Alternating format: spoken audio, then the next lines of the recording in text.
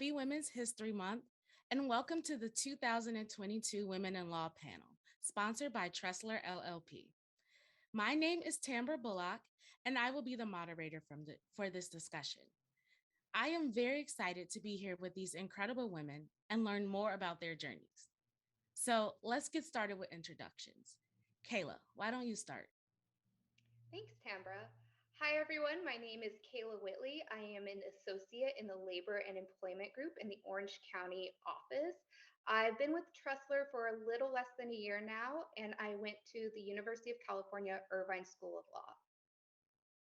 Hi, everyone. I'm Linda Bondi Morrison. I am a partner in the Orange County office where I have practiced for more than 25 years in the area of insurance coverage and litigation. Hello, my name's Mary McPherson. I'm a partner also in the Orange County office. Went to Notre Dame Law School, graduated way back in 1986, and practiced in insurance coverage and bad faith litigation. My name is Jennifer Perdigao. I'm a partner in the Los Angeles office. I've been with Tressler for 14 years. I'm chair of the transportation group, and I'm a licensed pilot. Nice. Very cool. We think that's very cool. Thank you. Great. Yeah, no, me too. Thank you, ladies, for that nice introduction. So I want to get started getting to know you all a little better. Mary, this first one's for you. What made you want to become a lawyer? Well, unlike some people who want to be a lawyer all their lives, I sort of defaulted into it. I graduated in 1983 during the height of the Wall Street. Everyone's going into banking, terrible at math. I am good at reading, writing, reasoning, and thinking. And so I sort of defaulted into law school. Luckily, it worked out for me, but I would suggest to all of you, think carefully before you decide to go to law school. It's a long-term commitment. It's something that you have to like to do. And I was lucky to do that. But that's how I decided to go to law school. Nice. Cayla, what about you? So many people assume that it was my obsession with law and order that made me want to go to law school. But actually, I decided to become a lawyer because when I was in high school, I needed extracurriculars. I was not good at sports, and so that really cut out a lot of my options.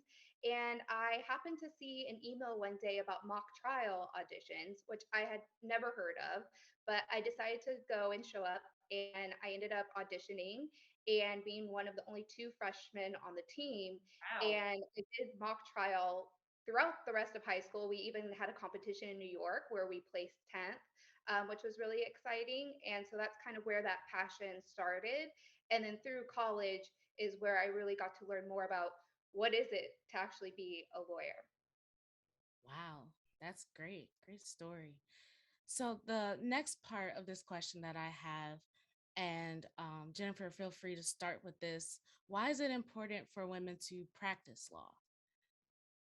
I think they bring a lot of reasonableness to the table. I realize sometimes I get into these discussions with these attorneys, and they seem to go hostile fairly quickly.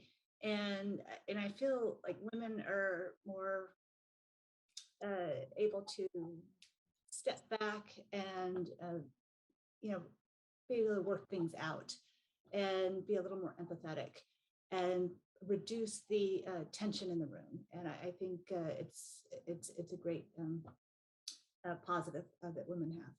And Jennifer, I'd agree with that. Most people don't realize 99% of all cases settle. They don't go to trial.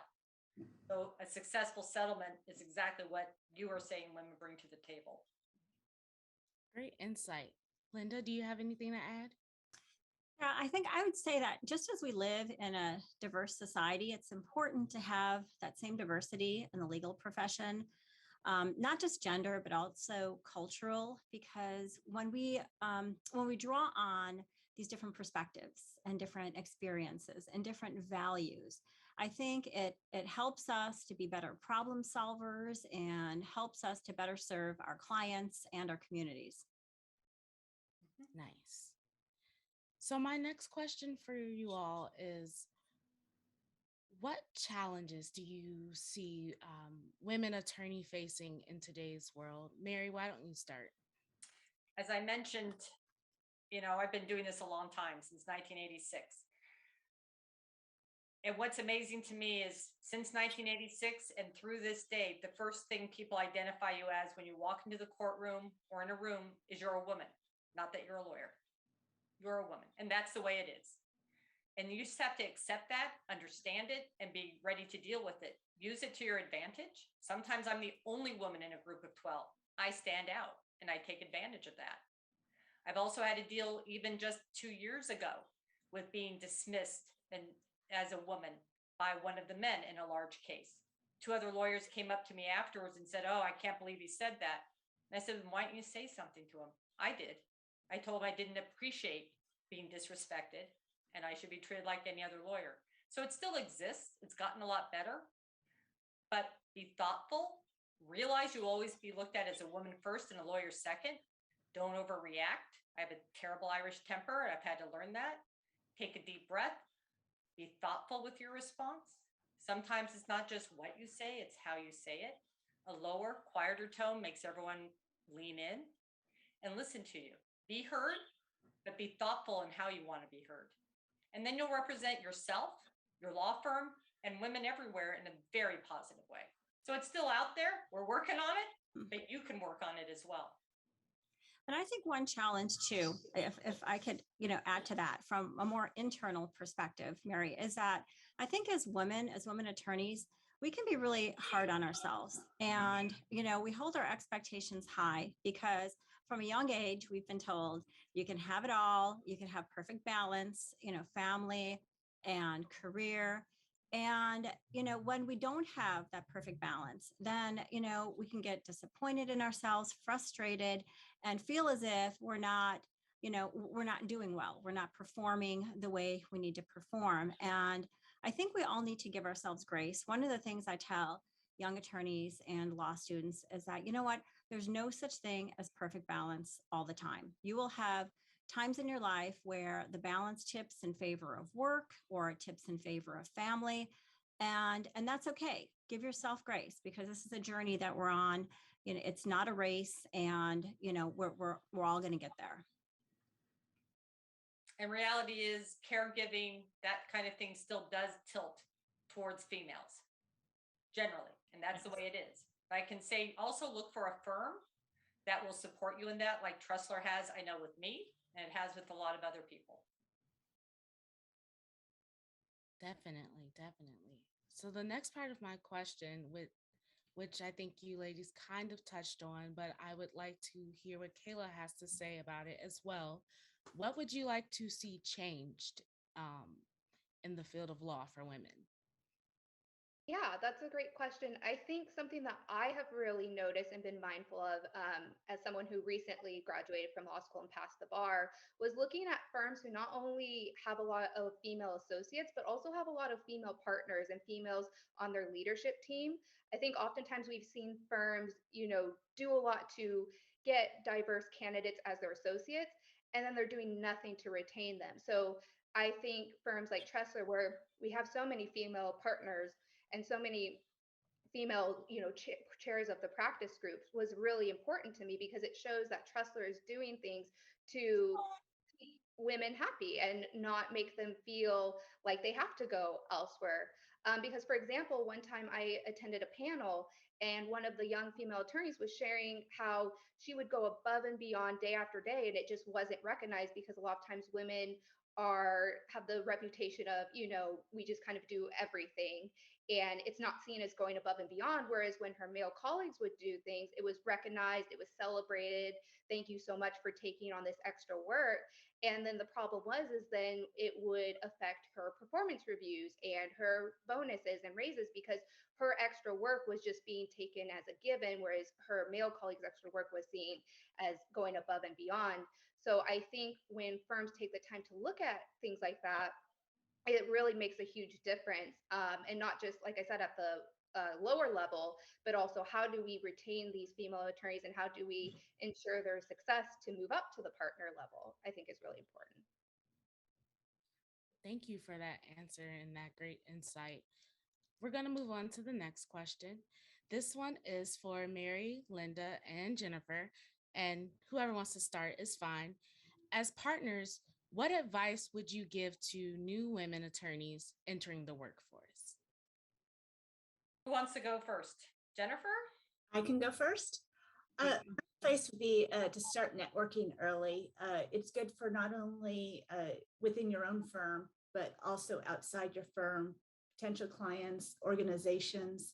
It gives you a chance to become grounded in your practice and also to grow up with some younger people that are, potential clients, and then you grow up together. So when your practice is established, that you already have these long-term relationships and contacts.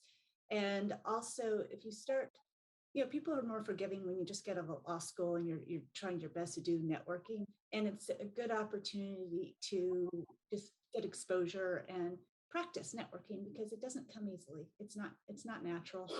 So that would be what I would recommend. Sort of like starting your 401k. Correct. Right? Yeah. Don't wait. Don't wait to start doing networking. Do it from day one. Yeah. And I would say, I would add to that also, set your goals, work hard, and find a mentor or a sponsor, somebody that you can talk to about where you see yourself, where you see your role, where you want to be. Somebody who could not only give you advice, but also to help you achieve those goals. And I think that's really important, along with finding your own community, a community of other women lawyers that you can share your challenges with, share your stories, laugh at the things life throws at you. One of the things that we do here in the firm is we have a monthly video call with all the women attorneys from all the offices who want to attend. It is purely drop-in, no RSVP. And the purpose of the call is just to connect with each other, just to share those stories, not necessarily to talk about work, but to support each other in whatever it is folks are going through. Or, if you've got a question, you just want some camaraderie on something. And it's something that we started during COVID and that people have really looked forward to. And we've decided to continue to do it because it's something that the women attorneys really remain excited about. Wow, that's great. That's amazing. What And- Linda didn't mention is she's the one who started it. It was her idea, Coffee Talk, and it's been a big success. Wow. Well, I thank you, Linda. Appreciate that. In honor of Women's History Month, kind of leaning on what you guys touched on this last question, but in honor of Women's History Month, which woman from history most inspires you? Cayla, why don't you start? Yeah, thanks, Tambra. So right now, I chose Simone Biles because for me, I thought it took a lot of courage for her to withdraw from the team finals at the Olympics because of her mental health. We've kind of touched on it throughout this conversation, but especially as women, we feel that we need to do it all and that we can't take breaks and admit that, sometimes we need a break, sometimes we need help. And so especially at such a public level, I really appreciated the fact that she took a stand and said, this will not take away from my accomplishments. This will not take away from all the other things that I've done, but I really just need this break. And so I thought that was really inspirational. That's beautiful. Thank you. Jennifer, what about you? My hero is Iris Critchell.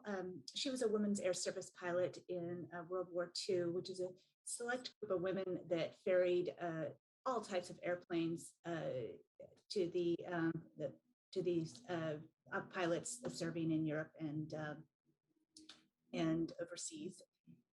And this is a time where women were still they didn't have careers, but at a young age she went and got her pilot's license. She basically just got in any aircraft and flew it, and they really had little training to do that. There was constantly new aircraft coming on the line. But after her career, she continued aviation education. She started a program at Harvey Mudd, and she was a flight instructor. She's now 101, and she just started having to fly with somebody else about a year or two ago. But she's been an incredible mentor to me and a lot. So you've met her? Oh yes, she's actually. Wow. Yes, And I remember when I first got my pilot's license, she founded our chapter of the 99s, and so we fly out to have lunch with her for her birthday. Well, not since COVID, every year. And I remember my first getting my license, and I was so nervous because I'm thinking Iris Critchell is going to be watching me land. And I came in too fast twice, so I had to go around. And I got on the ground. I'm like, I'm going to hear about it. And she's like, you did the right thing. Safety first. Mm-hmm. That is the most important thing. You made a good decision in the air. A lot of people would have tried to force it, but you made the safe, good decision.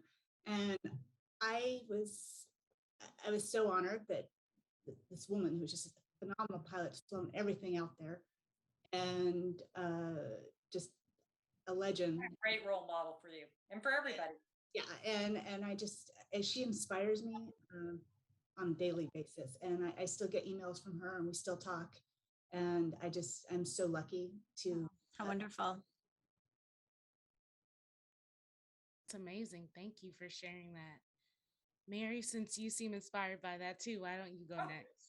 All women inspire me, by the way. There's so many, but for professionally speaking, it would be a partner with this law firm named Judy Helms. She was one of the 7 founding partners of this firm, the only woman.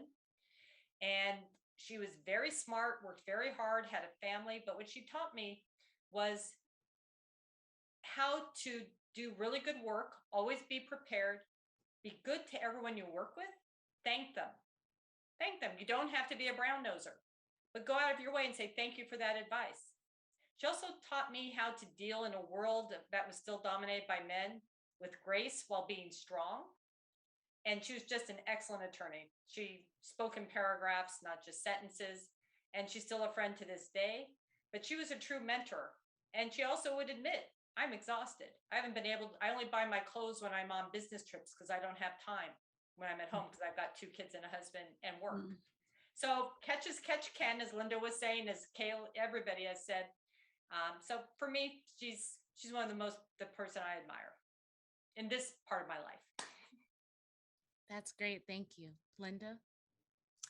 So I'd have to say the person who has most inspired me is my grandmother, Lena, who is my father's mother, was my father's mother. She came from Sicily to Chicago as a baby, and she worked hard her entire life. And I admire her, and she inspires me because, from her, I see, I see her work ethic, how she loved family, how she served those around her. She raised her 2 sons virtually on her own. While working during the day, she taught herself how to sew, and she opened up a wedding shop. So she made wedding dresses. And from the stories that are told to me, she would come home in the evening and she would have to load the stove with coal because back then it wasn't central heating, the coal to make the dinner, to heat the apartment. And she raised the 2 sons, and she continued to sew up until she passed away. She sewed for others. She made draperies. And one funny thing about her is that she always wanted a daughter, but she got 2 sons. And from those 2 sons, she got 5 granddaughters.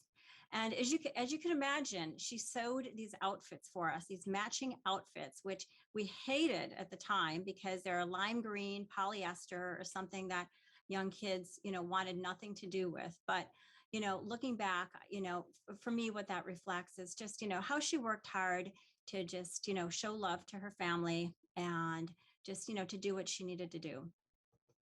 So I really admire her for that. Amazing. Thank you for sharing that with us. Now, I know I did not prepare you ladies, you all, for this last question. However, you guys kind of touched on it a little bit in every question. So I have to know, how do you all manage it all? Please let me know, Jennifer. Oh dear. And I think, there was I can't remember who it was.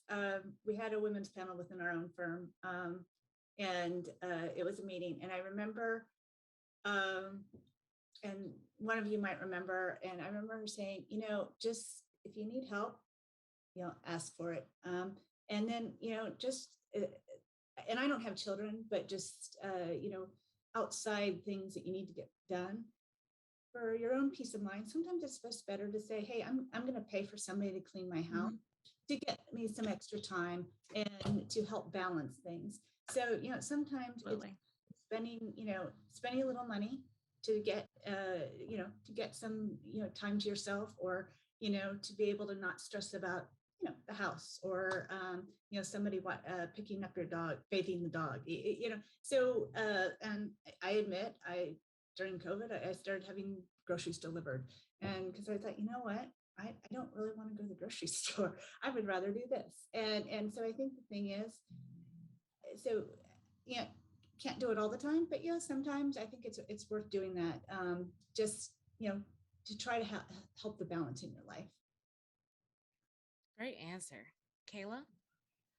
I think for me, what has been the biggest help is the legal secretaries. They have been a tremendous help in terms of knowing certain things. They're a great resource for questions I have if maybe the partners don't have time. And they're amazing when it comes to, deadlines, and just we have a really good communication in our Orange County office, especially. And that has really helped with the efficiency, because we're able to just communicate and no one is hiding the ball or anything. And they've just been a tremendous help, because similar to what Jennifer was saying, is sometimes, I don't have time to do something. So then they'll get something started for me, and then I'm able to just go in and, finish it. But I can't imagine what I would do without them. They've been great. That's awesome. Mary, what about you? Catch as catch can, and do the best you can every day. Set out your goals. Know you can't get everything done. Linda and I have a former partner who went in-house who always said that. And also, like Jennifer said, be prepared to ask for help. There's nothing worse than getting to a breaking point and it's too late to fix stuff. Have communication. People want to help you. Just let them know. And you have to communicate. Be nice to others. They'll help you, and vice versa. But don't be afraid to say, I can't take this on because I don't think I can get it back to you. Don't turn down work just because you would prefer to go on a yoga retreat, but like I would. But you have to communicate and be clear about it. There was a period in my life where I was taking care of a disabled mother and working. And I basically said, I can't travel for work because I have to hire someone. And they're like, okay, we can accommodate that. And my partners did. I kept working full time, but not the travel. So communicate, adapt. Every single day you adapt. And that's all you can do. Do the best you can and don't be too hard on yourself. Thank you for that. Linda, you have anything to add? I have to agree with what everyone said. And that's one of the, I guess, the downfalls of going last, or almost last, as people say all the good stuff first. For me, my faith keeps me grounded. It keeps me, in a good perspective, in a good place. Sure, there are going to be days that are crazy. You might want to pull your hair out, but rely on help when it's available. Ask for it when you need it. Don't be so hard on yourself. If you can't juggle everything, give yourself a little bit of grace, and just do your best. But communicate with people, and this is, I think, where a strong network comes in, a strong community of people you can kind of share these struggles with, and also bounce ideas off of. Very true. Great answer. Amen. Thank you. Yeah. Thank you so much. Well, I just want to thank you all for your time. I truly appreciate it. To learn more about the attorneys featured in our panel, please go to our website at www.TresslerLLP.com. Well, I want to thank you all for joining us for the 2022 Women in Law panel. Have a great day. Bye, everybody, and thanks Thank for you. watching us. Thank you. Bye.